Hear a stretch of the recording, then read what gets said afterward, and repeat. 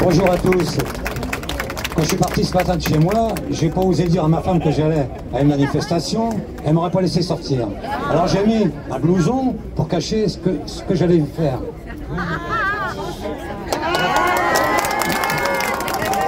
La France aime sa police. Alors on m'a confié la mission de clôturer les interventions. Alors rassurez-vous, je vais être très court. D'abord, je voulais remercier, je ne sais pas si on vous l'a dit déjà, hein, on a mis quelques semaines à créer ce collectif, et mine de rien, en l'espace de quelques semaines, on est arrivé à être présent dans 15 villes aujourd'hui. À la même heure, 15 villes. Dès la semaine prochaine, on va donner une ampleur beaucoup plus importante à ce mouvement. Voilà. La police tue. Urgence, la police assassine. Mais aussi, lorsqu'on a une couleur de peau qui n'est pas blanche, on est beaucoup plus contrôlé. Voilà comment, mêlant vocifération irresponsable et inconsistance politique, on considère les forces de l'ordre. Les 150 000 policiers, les 100 000 gendarmes, les 25 000 policiers municipaux, les 30 000 personnels pénitentiaires sont aujourd'hui pris dans un étau dont les mâchoires se referment chaque jour un peu plus. Chaque jour, ils doivent aller chercher la force et le courage d'accomplir leur mission. Ils ne peuvent pas faillir, ils ne doivent pas renoncer, ils ne peuvent en aucun cas s'affranchir de leur mission, ils se doivent de répondre présent.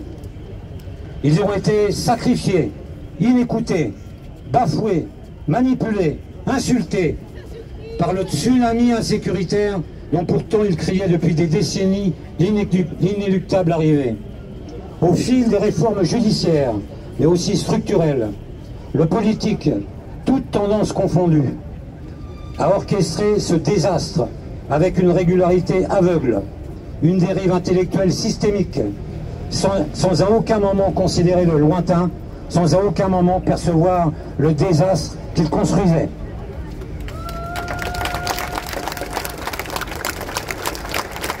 Le politique a oublié ceux qui ne sont rien et qui pourtant représentent ce qu'il y a de meilleur. Les gens ordinaires, ceux qui n'aspirent qu'à une chose, vivre en paix. Les forces de l'ordre étaient les garants de cette paix. On les supplie aujourd'hui de contenir un désordre dont ils ne sont nullement responsables. Ils sont l'ultime rempart à une barbarie devenue incontrôlable, dont chaque jour la litanie des faits divers se fait l'écho.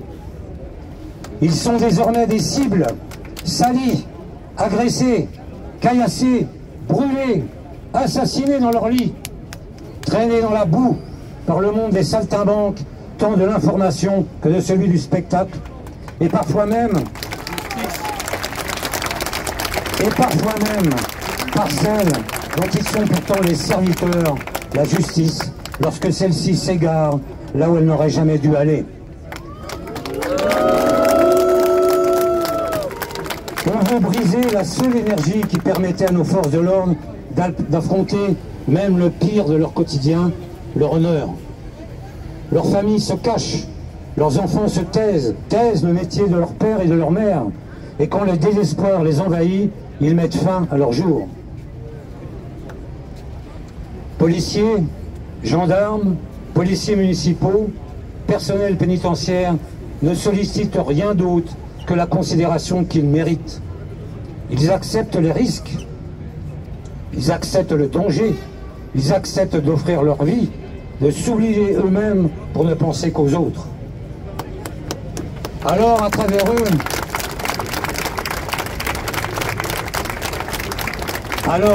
eux, c'est votre honneur qu'on assassine. Sauvons ce qui nous a fait. Sauvons ce que nos anciens nous ont transmis et que nous devons léguer à ceux qui nous succéderont, l'honneur.